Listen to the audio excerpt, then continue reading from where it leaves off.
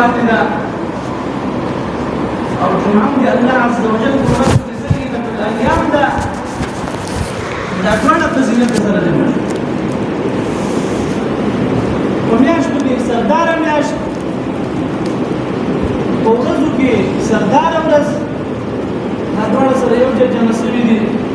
که مسلمان چېرته دا ګمان او دا فکر وکړي بیا که سره عبادات کوي نو چې الله عز وجل د عبادت ته ډېر زیات ثواب ورکړي خو دا سوچ به نه کوي دا جمعة الوداع د اسلام په شعایرو کې یو ځان ته شاعر ده او ځان ته خاص اعمال نه دا خبره نه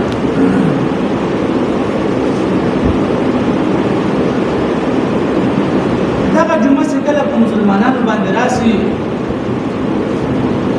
مسلمانان باید په خپلو زړونو کې څه جذبه او شوق پیدا کړي او باید د ویره هم په زړه کې ولري جذبه او شوق باید داسې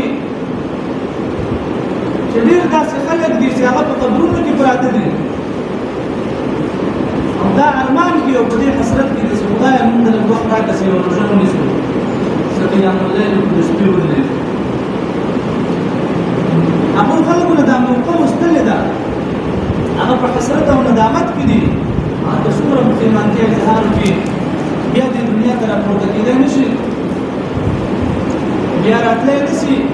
دار العمل نه د هغوی انقطاع شوې ده دار الجزا ته تللی دا جذبه باید یو مسلمان او دا شوق او دا مینه او محبت باید یو سړی په زړه کې خوشحالي محسوس کړي چې اله العالمین ما ته دومره عمر راکړ چې هغه د رمضان المبارک زیاته حصه روژې مې ونیولې تراویح مې وکړې ختم مې وکړ اوس د اخري جمعې ته رارسېدلی یم اله العالمین دومره توفیق راکړ دومره ژوند دی راکړ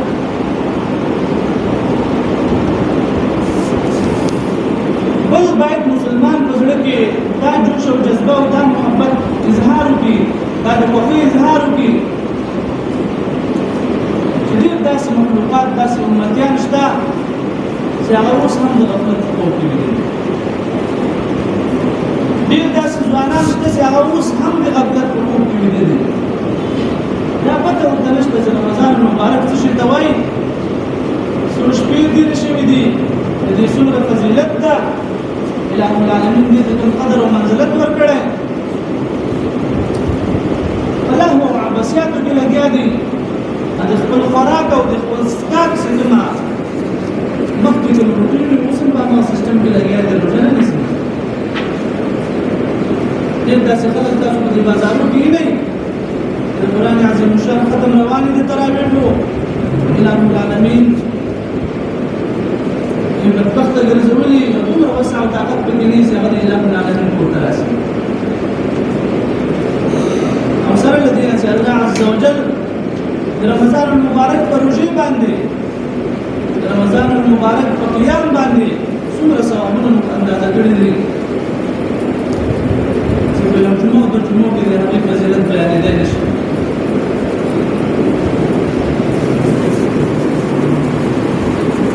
مسلمان باید په زړه کې دا خوشحالي هم محسوس کړي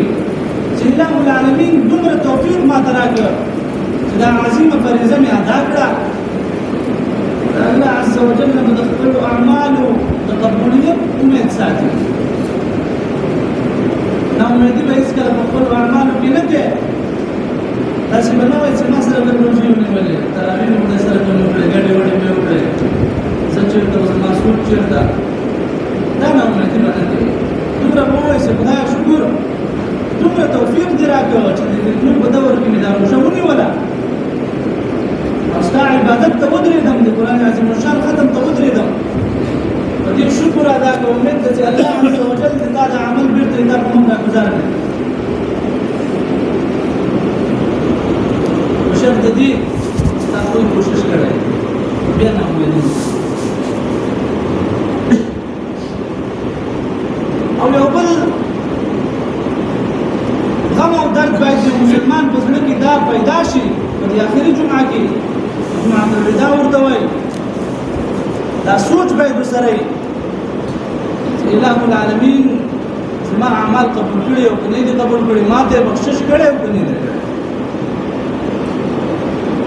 مشهور حدیث چې بار بار علما په منبرونو باندې وایي نبی اکرم صلی الله علیه وسلم مبارک مسجد نبوي ته راغی منبر مبارک باندې په خکې خدلا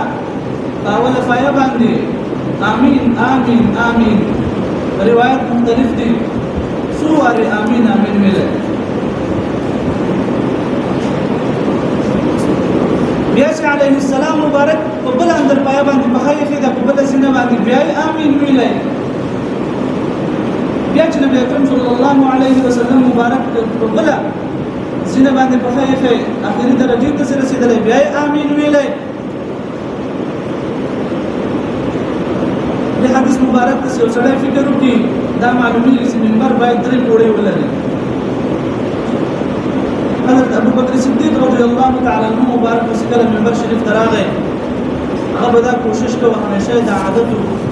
چې په کومه پایه کې وکړي نسته انته به درې د خطبه ویلي چون کې باول اخرنه پوړې کې نبی اکرم صلی الله علیه وسلم مبارک ناستا معنا بیا د بیونه شنو كتب حضرت عمر فاروق رضی الله تعالی عنہ مبارک د خلافت دوره چې وا هغه بل اخري پوړې باندې مدرسه ته خطبه ویلي په دې باندې خلیفہ اسلام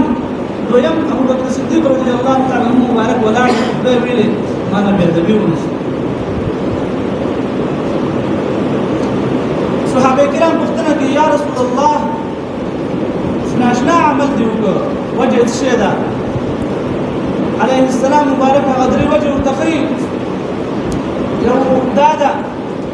هغه سړی د سپیروي الله عز وجل د رحمت نه لري وي یو سړی داسې وخت باندې راشي چې خپل مرپلار په بډاتوب کې را لاندې کې د سره په ګور کې وي هغه خدمت ته محتاج وي خدمت ته ضرورت لري د خپل مرپلار په داسې اندازه کې خدمت ونه کړي د ځان جنت ته داخل نه کړي انا مسلمان ته الله عز وجل یو بالا ګوري داسې وخت را ورسېدي مرپلار د زاړه د سپینګیري دي ستا خدمت ته ضرورت لري پتا یې نفقه واجب ده خدمت وکړه کتابونه لیکي پیغمبر صلی الله علیه وسلم مبارک فرمایي یو وار نظر د مرپلار مخته د رحمت او شفقت په بنا الہ العالمین انسان ته حج او عمره ثواب ورکړي کله الله پاک ته داسې زمينه برابر کړي چې په یو ور کتل ته الہ العالمین دومره اجر درکړي او خدمت باندې ډېر اجر دغه سره الله عز وجل رحمت الله امید ولري خیرات کړي حضرت جبرائیل علیه السلام رسول الله مبارک بیا امین او جمعه المسجد نبوي دا ورځم د جمعې مبارک ده سړی فکر وکړي دومره عظیم الشان فرشتہ په ټولو فرشتو کې الله عز وجل ته مقرب او نزدې فرشتہ په ټولو انبیاء او رسولانو کې بهترین انسان رسول الله صلی الله علیه وسلم مسجد نبوي او بیا مسجد جمعې مبارک اخري کس دغه ورته چې هغه سړی دی الله عز وجل د رحمت نه ډېر زیات لري نا امید دي چې د پوزه د سپیره شي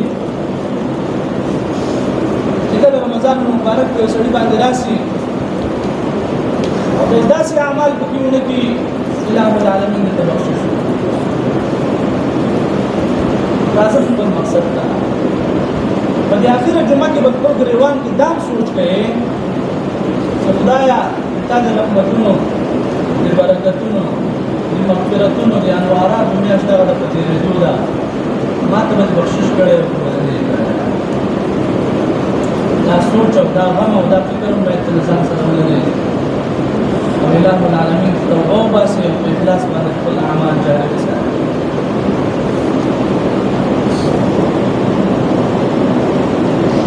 مقصد د خبرې مې دا دی چې دغه جمعه الوداع دې لپاره څه خاص اعمال او ځان ته اعمال په شریعت کې نشته خاص دا د مسلمان با دغه ورځ باندې دغه سوچ او دغه فکر ځان سره کوي او دا احساس به ځان سره پیدا باقي رمضان المبارک فضائل امر ډیر زیات تاسو ته بیان شوي دي. عبد الله بن عمر رضي الله تعالى عنه مبارک حدیث ده رسول الله صلى الله عليه وسلم مبارک فرمایلی الله عز وجل پنځ باندې چې انسان اعمال کې او اله العالمین دې هغه ثواب ورکړي انسان ته هغه اعمال الاعمال عند الله سبع عملان موجبان دو عمل داسې دي چې کله یو انسان هغه عمل وکړي اله العالمین سمدستي دې هغه بدله ورکړي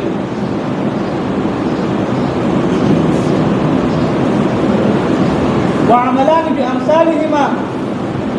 دو أعمال داسي دي إله العالمين دي إنسان تدي هم عمل مثل جزاء ورقي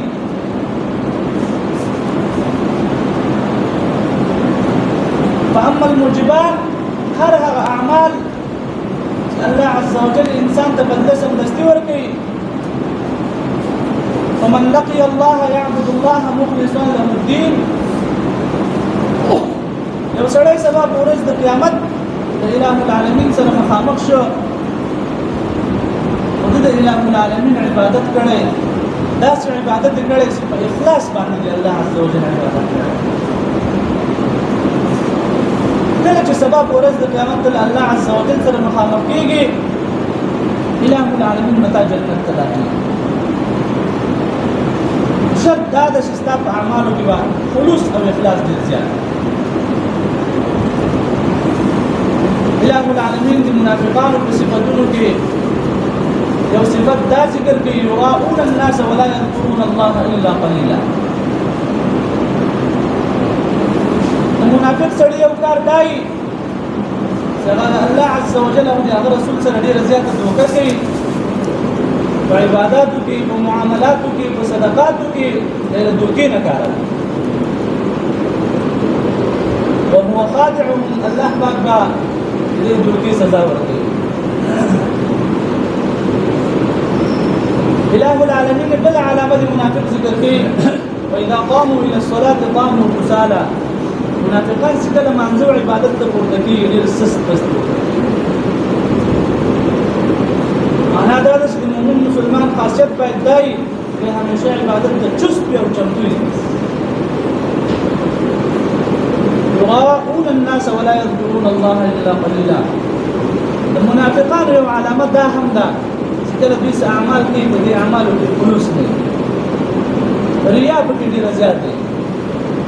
کله جمعه ته راځي ریا کوي کله په عبادت ولاړې دی ریا کوي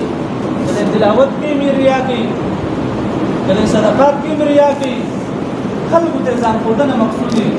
خلوص کوي ولا يذكرون الله الا قليلا منافقان بل عمل لا بل نفع دا د منافقان ذکر کوي احادیث مبارک یو سره مطالعه کی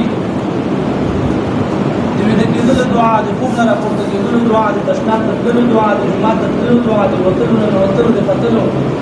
کور ته ختلو بیرته راکته کېدلو د هر شي دعا د هر شي اذکار موجود د منافقانو یو خاصیت دا ده چې دوی په اذکار باندې کوي مقصد می دا ده چې سبب ورځ د قیامت څخه له الله سره ته مخامخ کېږي او د الله پاک عبادت دې کړې په اخلاص دې کړې وجبت له الجنه الله پاک ته جنت داخلي او کچې ته خدای نه غوښتا سبب ورځ د قیامت له اله العالمین سره ته ملاويږي او الله پاک سره د شرک کړي یا په ذات کې یا په صفاتو کې مستقل النار دی عمل دا د بس ته ډایرک ورته داخلي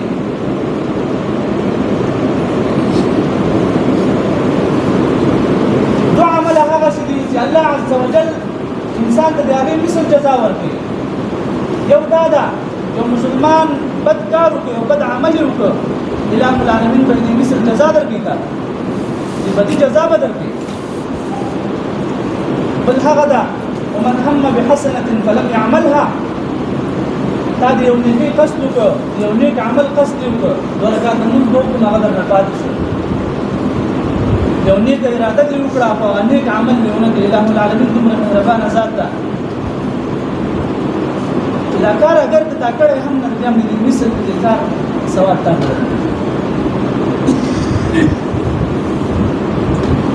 بل په دې هو اعمالو کې یو داسې عمل ده چې الله العالمین انسان ته په یو نیکۍ باندې تر اوسه پورې اجر ورکوي تر اوسه وعمل لا يعلم اجر صاحبه الا الله عز وجل بل داسې یو عمل ده چې د هغې اجر بندګانو ته معلوم نه ده هغه خاص اله العالمین به د هغې جزا ورکوي بل څوک د هغې جزا ورکولی نه شي نه د هغې جزا چاته معلومه ده همدا وجه ده په حدیث قدسي کې راځي چې الله عز وجل فرمایي الصوم لي وانا اجزي به روژه د ما لپاره دا بنده نیسي او دې جزا هم دا زما علماء په دې حدیث باندې ډېر زیات تحقیق کوي علامه طوبي رحمت الله تعالی علیه مبارک دا وجه بیانوي چې چونکې نور اعمالو ثوابونه بندګانو ته معلوم دي بعضو خلکو ته معلوم دي د روژې ثواب خاص الله عز وجل ته معلوم ده په دې وجه الله پاک فرمایي چې د روژې جزا به زه ورکړم د روژې بدله دې ما په لاس کې بعضې علما داسې فرمایي چې ډېر داسې مشرکان شته چې د خپلو معبودانو دپاره منځونه کړي دي د هغوی لپاره صدقات کړي دي د هغوی لپاره هر شی کړي دي نو داسې څوک نشي پیش کولی چې د خپلو معبودانو لپاره د چا روژې نیولي یوازې مسلمان دی چې هغه خاص د الله عز وجل د خپل معبود لپاره روژې نیسي ځکه الله پاک د عبادت دومره محترم الشان دی چې الله پاک خپل اجر په هر حال د رمضان المبارک روژې د روژو نیول ډېر زیات ګڼ احادیث د دې په فوایدو باندې موجود دي چې څومره په دې کې اخروي فایدې دي اله العالمین د انسان د سبا په ورځ د قیامت کې څومره فایدې ورکوي نبي اکرم صلی الله علیه وسلم مبارک فرمایي دا روژه د انسان لپاره د ډال حیثیت لري سبا په ورځ د قیامت به د اور نه د دې روژې په وجه باندې ځان بچ کوي اله العالمین چې کله روژهتیان له قبر نه راپورته کېږي الله پاک به دوی د ځان د نظام او ځان ته پروګرام برابر کړی خلکو سره به حساب او کتاب رواني او دوی به خپل خوراک او څښاک کوي دا خلک به پوښتنه وکړي چې یا ربه موږ سره حساب او کتاب روان ده او دا خلک خوراک او څښاک کوي الله عز وجل به ورته وایي چې داسې وخت چې تاسو به خوراک او دوی به روژې نیولې تاسو به په خپلو کارونو باندې مشغوله یو دوی به عبادات کوي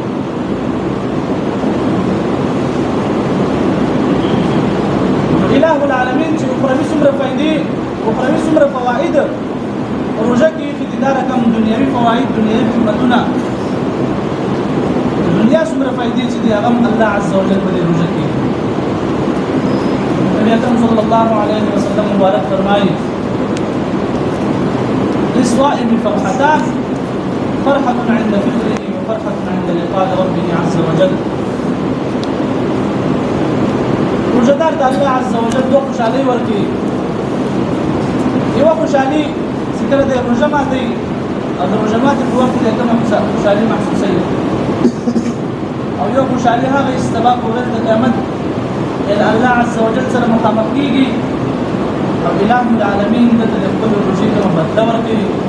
هغه وخت کې هم د ډېر خوشحاله وګورئ د روژې په نیولو باندې په رمضان المبارک روژې کې چې څومره نیک اعمال انسان کوي دې کې چې څومره ثوابونه دي الټه که چېرته یو مسلمان العیاذ بالله دغه فریضه په صحیح طریقې سره ادا نه کړي او دا روژې ونه نیسي یا په دې روژو کې دی ګناه کوي اله العالمین به داسې دچن عذاب دی انسان ته دا اجر او ثوابونه ډېر داسې دي چې د ځای په بدلېدلو باندې د وخت په بدلېدلو باندې فرق کوي یو سړی د مثلا ماسپښین لمونځ یې په کور کې وکړ یو سړی راغی جومات ته د ماسپښین لمونځ په جمع باندې ادا کړ. یو سړی د مسلمان د ماسپښین لمونځ په مسجد نبوي کې ادا کړ. یو سړی د ماسپښین لمونځ په بیت الله شریف کې ادا کړ. دا ځایونه بدل شو. ټولو دا څلور رکعاته فرض لمونځ کړی مثلا او اجر بیل ده. چا چې په کور کې لمونځ کړی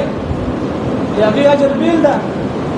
یو مسلمان له کوره راغلی جومات ته اله العالمین یو په 19 اجر ورکوي. کله چې یو سړی په مسجد نبوي کې د ماسپښین لمونځ وکړو الله پاک به یو په 50,000 ثواب ورکوي. کله چې په بیت الله شریف کې مسلمان د ماسپښین لمونځ کړی یو په 1,00,000 ثواب شو. په دې ځای په بدلېدلو باندې الله عز وجل انسان ته په دې عمل کې زیادت کوي په اجر کې. دغه رقم د وخت په بدلېدلو باندې کله چې یو مسلمان په نورو شپو کې عبادت کوي اله العالمین د خپل عمل اجر ورکوي. یو په یوې ورکوي، د نفل یې کړي یو په یوې ورکوي، یو په 10 ورکوي.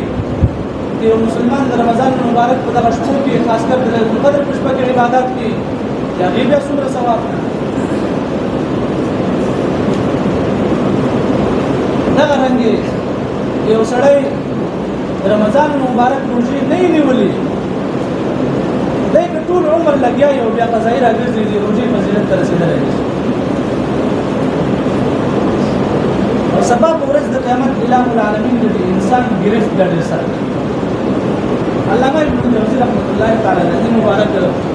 په خپل کتاب کې البستان الواعظین یو واقعه را نقل کړې. داسې وایي چې نبي اکرم صلی الله علیه و آله وصحبه وسلم مبارک فرمایلی چې سبا په ورځ د قیامت به الله عز وجل یو ځوان راولي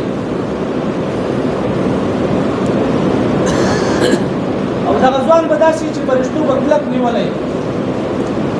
وهو حزینا باکیا. دغه ځوان به ډېر سخت غمجن وي او ژاړي به او دا فرشتې به دغه ځوان وهي، مخې ته به یې وهي او شاته به یې وهي، ګوړې به ورسره یو دی به چغې وهي.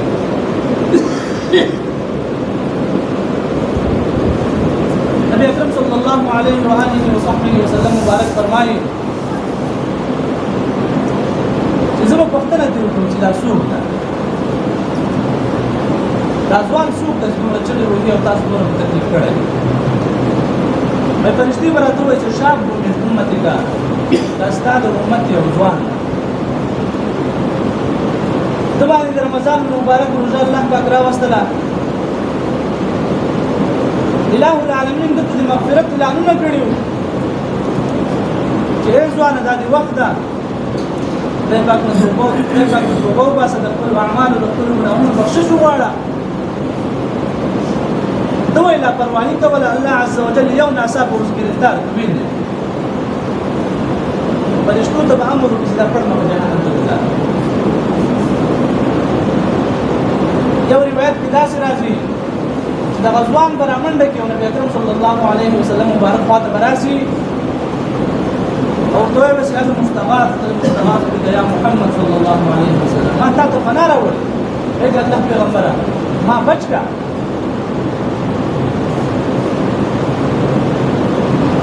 نبي اکرم صلی الله علیه و آله وصحبه وسلم مبارک با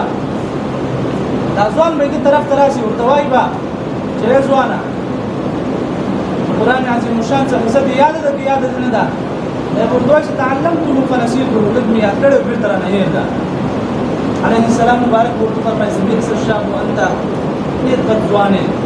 ولې په قرآن عظیم الشان دې لوستی ویلی وای هغه هم دې تا شفاعت کولی شو.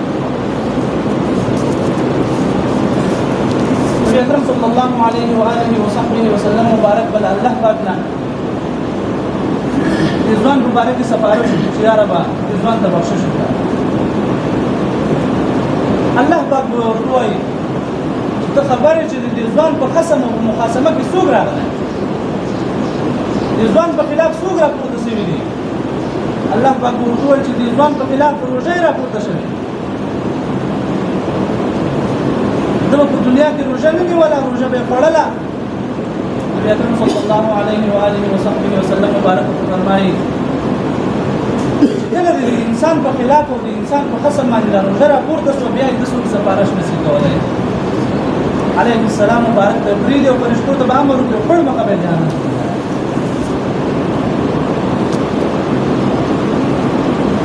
دغه رقم لکه څنګه چې د روژې نیول دومره فایدې لري، په روژې کې اعمال انسان ته ډېره فایده ورکوي. الټه کې یو انسان په دغه روژه کې ګناهونه کوي، خاص کر زموږ او ستاسو د ځوانه طبقه چې دا نه تراویح کوي، دا چېرته ختم ته ودرېدل، موږ او تاسو په دې بازارونو کې یو شپه ورځ لګیا یې په فیسبوک باندې، انټرنیټ باندې چې هر څه عباسیات یو ځای ګوري او هیڅ باقي نه شي. الله پاک له ما سره حساب کوي. الہ العالمین دې زموږ استاد روژې په خپل دربار عالی قبول کړي. بله مهمه مسله دا ده په دغه شپو کې یو واجب شی چې په انسان باندې واجب ده هغه سرسایه وایي، صدقة الفطر. الله پاک په خپل عظیم کلام کې فرمایي قد افلح من تزکا وذکر اسم ربه فصلى. په تحقیق سره کامیاب ده هغه کس چې د خپل ځان صفایي وکړه او تکبیر یې وویلې او لاړ دې اختر لمونځ یې وکړ. ګڼ مفسرین په دې باندې قایل دي چې دغه آیات کریمه دا په سرسایه کې نازله شوې.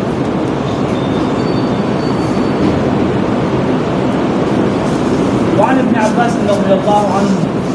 قال فرض رسول الله صلى الله عليه وسلم صدقة الفطر طهرة للصائم من اللغو والرفث. في حديث مبارك ته موږ تاسو فکر وکړو، ډېر مسائل په لاس راځي. اوله مسله دا ده نبی اکرم صلی الله علیه وسلم مبارک په دې امت باندې سرسایه د واړه اختر دا فرض کړی ده. امام احمد بن حنبل رحمة الله تعالی علیه، امام شافعی رحمة الله تعالی علیه په امامانو کې هغوی وایي چې سرسایه د واړه اختر دا فرض ده، ولې حدیث شریف کې راغلي فرض رسول الله صلی الله علیه وسلم، فرض راغلی. امام مالک رحمة الله تعالی علیه مبارک فرمایي سرسایه د واړه اختر سنت مؤکد. چونکه الحمدلله موږ تاسو امام اعظم رحمة الله تعالی علیه مبارک مذهب باندې یو، هغه وایي چې سرسایه د واړه اختر دا واجب ده. نور احادیثونه داسې معلومیږي چې نبی اکرم صلی الله علیه وسلم مبارک امر کړی. احادیثو کې راځي یو کس ولېږه یو چغې وهونکی چې بجات مکه د مکې مکرمې په ګلیو کې او ورته چې دا اعلان وکړه الا ان صدقة الفطر واجبة على كل مسلم ومسلم حر او عبد صغير او كبير من المسلمين ذكر او انثى. دا اعلان وکړه چې خبردار سرسایه د واړه اختر دا واجب ده د هر مسلمان باندې، هغه غلام وي او که اصیل وي، هغه زنانه وي که نارینه وي، هغه ماشوم وي او که بالغ وي. دا بیل بحث ده. امام سے مبارک فرمایي چې سرسایه د واړه اختر دا واجب ده. که یو چا سرسایه د واړه اختر ورنه کړه غاړه یې بنده ده، الله پاک به دې سره حساب کوي. رسول الله صلی الله علیه وسلم مبارک فرمایي طهرة للصائم. دې ته اشاره ده په دې سرسایه کې حکمت څه شی ده، څه دپاره خلک ورکوي. دوه فایدې په دې حدیث کې ذکر شوي دي. یوه فایده یې دا ده چې مسلمانان تا به په دې روژه کې ډېرې بېهوده وینا شوي، ډېرې لغو او رفث به درنه شوي وي، ډېر چټیات به دې ویلي. چې کله ته سرسایه ورکړې تا په دې سرسایې باندې به تا دا روژه پاکه شي. یو روایت کې داسې راځي د مسلمان روژه د اسمان او د ځمکې پر منځ ولاړه کور ته نه خېږي. سرسایه یا د روژې څوک د ولې باغې سره پاتې شي د الله په دربار طهرة للصائم من اللغو والمغرب ګورې دا سوچونه کوي چې یو چا غیبت کړی په روژه کې هغې باندې هم د تا روژه پاتې شي نه هغه کبیره ګناه ده سخته ګناه چا د کنځاګانې کړي دا کبیره ګناه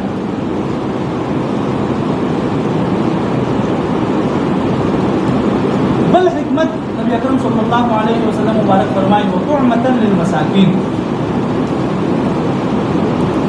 یو فائدہ خو دا چې تا روژه پاکه شو بدن دې پاک حسن بصري رحمة الله تعالی علیه مبارک یا په یو قول د علماء حضرت وکیع بن الجراح رحمة الله تعالی علیه مبارک فرمایي چې سرسایه د روژې لپاره داسې مثال لري که سجود السهو للصلاة د سجود السهو چې یو سړی د لمانځه لپاره کله چې تا نه په لمانځه کې نقصان شي سجود السهو وکړې سجود السهو داسې وکړه نقصان جبیره او پټۍ دې وشوه دغه رقم په روژه کې د لغو او رفث بېهوده وینا کړي سرسایه داسې مثال لري لکه سجود السهو چې تا روژه کې پاکې بله خبره دا ده بل حکمت او فایده پکې دا ده چې په دې سره به د مسکینانو سترګې مړې شي چونکې مسکینان چېرته دوی د اختر ورځې ته دومره شی ونه لري چې د خپل اهل و عیال نفقه پې برابره کړي باندې ګلیو کوڅو بازارو ته به راوځي سوال به کوي په دې خاطر مالداره خلک باید د خپلو مالونو سرسایه چې په دوی باندې کومه واجب ده هغه وباسي د دې لپاره چې د مسکین نفقه او خرچه برابره شي او هغه هم تا سره خوشحالي محسوس کړي وطهرة للصائم من اللغو والرفث وطعمة للمساكين بیا نبی اکرم صلی الله علیه وسلم مبارک فرمایي فإن أداها قبل الصلاة فهي زکات مقبوله که چېرته دا سرسایه چا ادا کړه مخکې د لمانځه د واړه اختر نه حضرت امام صاحب مبارک فرمایي چې کله د اختر صبح صادق اول سبا راوخته بس په تا باندې واجب شوه سرسایه به خامخا وباسي یو سړی چې مالک د نصاب وي دومره پیسې ولري چې د زکات ورکړي هغه به سرسایه هم ورکړي خو که چېرته فقیرانو ورکوله اله العالمین د هغې دوه چنده اجر فقیر باندې خو د الله له طرف نه واجب نه ده دی مسؤول نه ده یو فقیر راجب شو خپل غیرت ونیو د الله عز وجل د رضا په خاطر فقیرانو ته سرسایه ورکړه اله العالمین د مالدار نه دوه چنده اجر امام سے مبارک فرمایي کله صبح صادق د اختر اول سبا راوخته په تا سرسایه واجب شوه ته به اوس سرسایه مخکې له لمانځه نه کوشش وکړه سرسایه ادا کړي فقیر ته ورکړي ته چېرته داسې وخت در باندې راغی چې مونځ هم درنه وسو او تا بیا هم سستي وکړه امام صاحب مبارک فرمایي چې بیا به هم نه پرېږدې خپله غاړه به خلاصوي دا به ورکې تا لپاره یو صدقه شوه دا معلومه شوه له دې حدیث نه چې د اختر له لمانځه نه مخکې به سرسایه چا ته به یې ورکې فقراء او مساکین څوک اخر د اخیستلو د زکات یې هغه ته سرسایه نه اصول او فروع ته به سرسایه نه ورکوي پلار ته به یې نه ورکوي نیکه ته به یې نه ورکوي پاس پسې ځه د تاسې څومره اصل بنیاد تاده وي هغوی ته به هېڅکله نه ورکوي ولې تا ګټه وي هغوی ګټه سره شریکه ده بعض علماء کرام فرمایي وقال بعض الحنفیه واجبات الإسلام 7 في رواية 9 دا د اسلام په واجباتو کې ده د سرسایه ورکول او خپل مور پلار ته په تا باندې نفقه واجب ده چې کله هغه محتاج وي نو مور پلار ته نفقه ورکړې دا په تا واجب ده پرېږدې به نه فطر راواخله دا واجب دی د اخترونو لمونځ دا واجب ده قرباني په تا باندې واجب ده په یو روایت کې د جمع لمونځ په تا باندې واجب ده خدمت د خپلې ښځې د خپل خاوند دا واجب ده سرسایه په تا باندې واجب ده دا د اسلام واجبات دي چې د هر انسان په ذمه پراته دي دا به کوي خپلو فروعو ته به سرسایه نه ورکوي خپل بچي ته خپل نسي ته کړواسي ته کته پسې راځه دوی ته به نه ويخرجه عن نفسه وعن اولاده الصغار کوشش کوه اول د خپل ځان نه وباسه تاسو څومره واړه بچي دي نه هغوی نه وباسه دا باندې د خپلو غټو بچیانو بالغانو بچیانو سرسایه په تا نشته د خپلې ښځې سرسایه په تا باندې نشته چې د یو سړی راجګ شو د هغوی له اجازې نه پرته استحسانا د دوی سرسایه هم ورکړه غاړه یې خلاصېږي څه مشکل پکې نشته لکه عام عادت د خلکو همدا دی د خپلو بچو هم ورکړي د خپلو زنانو کوشش دا وکړي لکه څنګه چې روژه حج دا نور عبادات دا یو اهم دي او ضروري دي په اسلام کې دغه رقم سرسایه هم داسې ضروري شی ده